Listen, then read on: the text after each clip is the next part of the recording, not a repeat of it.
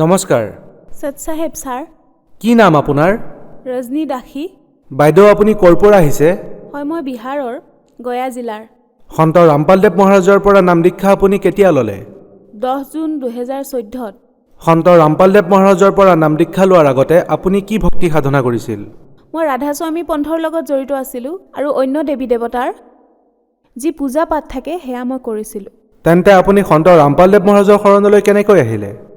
হয়, মোৰ যি দেউতা আছে, শহুৰ দেউতা, তেওঁ জড়িত আছিল। তেওঁ ক'লে যে পুত্ৰী এটা সৎমাৰ্গৰ ভক্তি আছে, এই ভক্তি কৰি বহু মানুহ এতিয়া সুখত আছে। কোনো ধৰণৰ ৰোগ বেমাৰ আৰু দুখ কষ্ট নহয়। যিয়ে মানে এই সৎভক্তি কৰে, আমি ইফালৰ সিফালৰ আজিলৈকে যিবোৰ ভক্তি কৰিছোঁ সেয়া বেকাৰ গ'ল। সেইবাবে আজিৰ পৰা আমি সন্ত ৰামপালদেৱ মহাৰাজৰ ভক্তিহে কৰিম। সন্ত ৰামপালদেৱ মহাৰাজে আমাৰ সকলোবোৰ দুখৰ নিবাৰণ কৰিব। মোৰ শহুৰ দেউতা জড়িত আছিলে। কিছুদিন পিছত তেওঁ আমাক ক'লে যে হাৰিয়ানালৈ গৈ বৰবালাত সন্ত ৰামপালদেৱ মহাৰাজৰ পৰা দীক্ষা ল'বা। সেইবাবে আমি সন্ত ৰামপালদেৱ মহাৰাজৰ পৰা বৰবালালৈ গৈ 2014 10 জুনত নাম দীক্ষা লৈছিলোঁ।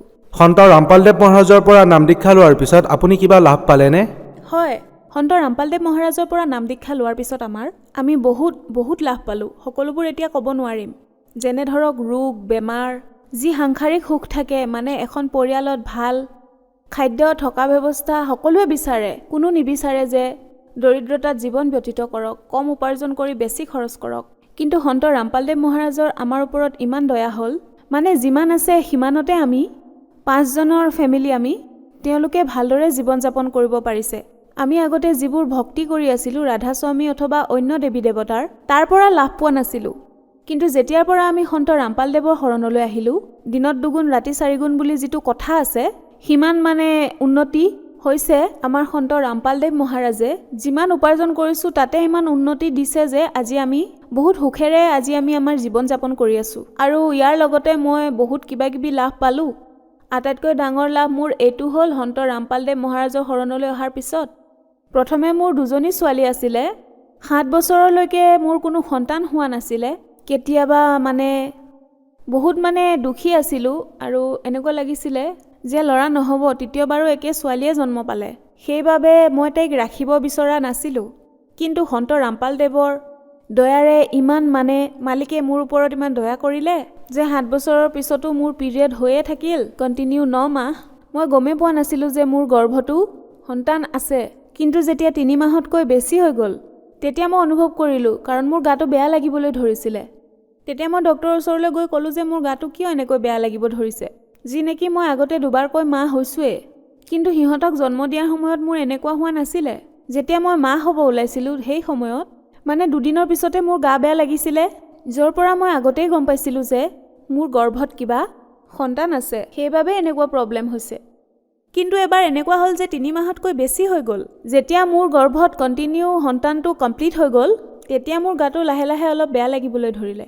সেইবাবে মই ডক্টৰৰ ওচৰলৈ গ'লোঁ যে বাইদেউ চাওকচোন, মোৰ এনেদৰে মূৰ ঘূৰাই, এনেকুৱা যিয়ে প্ৰব্লেম আছিলে। মই মেডামক ক'লোঁ। তেওঁ ক'লে যে যিসকল মহিলা গৰ্ভৱতী হয় তেওঁলোকৰহে এনেকুৱা সমস্যা হয়। তেতিয়া ক'লোঁ যে মেডাম, মোৰতো মাহেকীয়া হৈয়ে আছে, কেনেকৈ এনেকুৱা হ'ব পাৰে? তেতিয়া ক'লে যে যোৱা আল্ট্ৰাচাউণ্ড কৰাই আনা, তাৰপিছতহে গম পোৱা যাব। তাৰপিছত মই বাহিৰলৈ গৈ আল্ট্ৰাচাউণ্ড কৰালোঁ।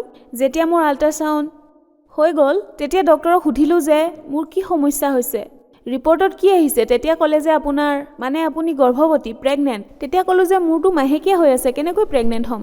এইবোৰ কেনেকৈ হৈছে আমি ক'ব নোৱাৰিম, কিন্তু সন্তানটো আপোনাৰ পেটত থকা 3 মাহ হৈ গ'ল, এতিয়া আপুনি একো কৰিব নোৱাৰে, আপুনি প্ৰেগনেণ্ট। মোক সুধিলে কিমানটা আছে আগৰ, মই ক'লোঁ 2জনী ছোৱালী আছে। তেনেকৈ কৈ মই আকৌ মেডামক ৰিপৰ্টখন দেখুৱালোঁ। তেওঁ ক'লে যে হয়, প্ৰেগনেণ্টে হয়। মই সুধিলোঁ যে মেডাম এনেকুৱা কেনেকৈ হ'ল? তেওঁ ক'লে যে মই কেনেকৈ ক'ম, সন্ত ৰামপালদেৱ যি আছে, মোৰ আগতে মনত আহিছিলে মোৰ চাগে আৰু কেতিয়াও ল'ৰা সন্তান জন্ম নহয়। ল'ৰা সন্তানৰ ইচ্ছা মোৰ মনত ক'ৰবাত নহয় ক'ৰবাত আছিলে, আগৰ পৰা আহিয়ে আছিলে। কাৰোবাক দেখিলেই মোৰ এয়া মাক পুতেক, যদি মোৰো এটা ল'ৰা সন্তান থাকিলে হয়। কিন্তু এতিয়া নহ'ব, আৰু হ'লেও চিজাৰিয়ান হ'ব। গতিকে মই টেনশ্যন ল'ব খোজা নাছিলোঁ। যদি কিবা চমৎকাৰো হয়, যদি মালিকে মোক এটা ল'ৰা দিলেহেঁতেন, তেতিয়া মোৰ মনত কোনো কষ্ট নাথাকিল হয়। আৰু সেই কথাই আজি সঁচা হ'ল যে সন্ত ৰামপালদেৱৰ দয়াত মোৰ পিৰিয়ডো হৈ আছিলে, মই গমেই পোৱা নাছিলোঁ। মোৰ গৰ্ভত 3 মাহতকৈ বেছি হ'ল, সন্তানটো থাকিও গ'ল। সন্ত ৰামপালদেৱৰ এনেকুৱা দয়া হ'ল যাৰ পৰা মোৰ সন্তানটো আজি ১.৫ বছৰীয়া হৈ গ'ল আৰু মালিকে মোক সেই আশাও পূৰ্ণ কৰিলে। সেইবাবে ৭ বছৰৰ পিছত মই সেই আনন্দ পালোঁ, যি আনন্দৰ কথা মই সদায় মালিকক কৈছিলোঁ। মোৰ মানে শহুৰ দেউতা ৮০ বছৰীয়া হৈ গৈছে, তেওঁ তথাপিও সন্ত ৰামপালদেৱ মহাৰাজৰ শৰণত, মালিকৰ শৰণত সেৱা কৰে। বৰ্তমান তেওঁ একেবাৰে সুস্থ, তেওঁৰ ক'তো একো সমস্যা নাই। কাৰণ এতিয়া যদি আপুনি চাই ৫৫ৰ পৰা ৬০লৈ বয়স হোৱা মানুহৰ এইটো সমস্যা হয়, সেইটো সমস্যা হয়। কিন্তু মোৰ শহুৰ দেউতা বহুখিনি বয়সস্থ হৈছে, কিন্তু তথাপিও আজি সন্ত ৰামপালদেৱৰ সেৱা সম্পূৰ্ণ মনেৰে, শ্ৰদ্ধাৰে কৰে আৰু তেওঁৰ একো সমস্যা হোৱা নাই আজিলৈ, সন্ত ৰামপালদেৱৰ দয়াত। আপোনাক আজি টিভিত লাখ লাখ দৰ্শকে চাই আছে, বিশেষকৈ মাতৃ আৰু ভনীসকলক আপুনি কি ক'ব বিচাৰিব? হয়, মই সমগ্ৰ মা আৰু ভনীসকলক এইটো কথাই ক'ব খুজিম, বহুতো মা ভনী এনেকুৱা আছে দেশ বিদেশত নিজৰ সন্তানক লৈ পীড়িত হৈ আছে। কাৰোবাৰ ওচৰত পুত্ৰ আছে, পুত্ৰী নাই, কাৰোবাৰ পুত্ৰী আছে, পুত্ৰ নাই, কাৰোবাৰ ওচৰত দুয়োটাই নাই। মই এই কথা ভালদৰে বুজি পাওঁ যে এনেকুৱা ধৰণৰ মহিলাৰ কিমান বেছি কষ্ট হয়। ধন সম্পত্তি কম থাকিলেও মানুহে তেনেকৈয়ে জীৱন নিৰ্বাহ কৰিব পাৰে, তাতে একো সমস্যা নাই। কিন্তু এটাও সন্তান নথকাৰ কষ্ট মই ভালদৰে বুজি পাওঁ। মইতো এইটোৱে ক'ম, যিসকল মাতৃভগ্নীয়ে এই সকলোবোৰ চাই আছে, মই হাতযোৰ কৰি মিনতি কৰিছোঁ যে তেওঁলোকে সন্ত ৰামপালদেৱ মহাৰাজৰ শৰণলৈ আহি ভক্তি কৰক আৰু সন্ত ৰামপালদেৱে সকলো দুখ কষ্টৰ নিবাৰণ কৰে, তেওঁৰ ওপৰত এৰি দিয়ক। সন্ত ৰামপালদেৱ মহাৰাজৰ পৰা নাম দীক্ষা কেনেকৈ ল'ব পাৰি?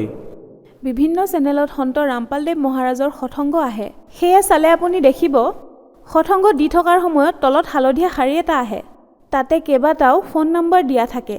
সেই ফোন নম্বৰৰ মাধ্যমেৰে আপোনালোকে নিজৰ যিয়ে য'ত থাকে সেই নম্বৰৰ সৈতে যোগাযোগ কৰি আপোনাৰ ওচৰৰ নাম দীক্ষা কেন্দ্ৰৰ পৰা দীক্ষা লৈ সন্ত ৰামপালদেৱ মহাৰাজৰ শৰণলৈ আহিব পাৰে। ধন্যবাদ। হয়, সৎ চাহেব।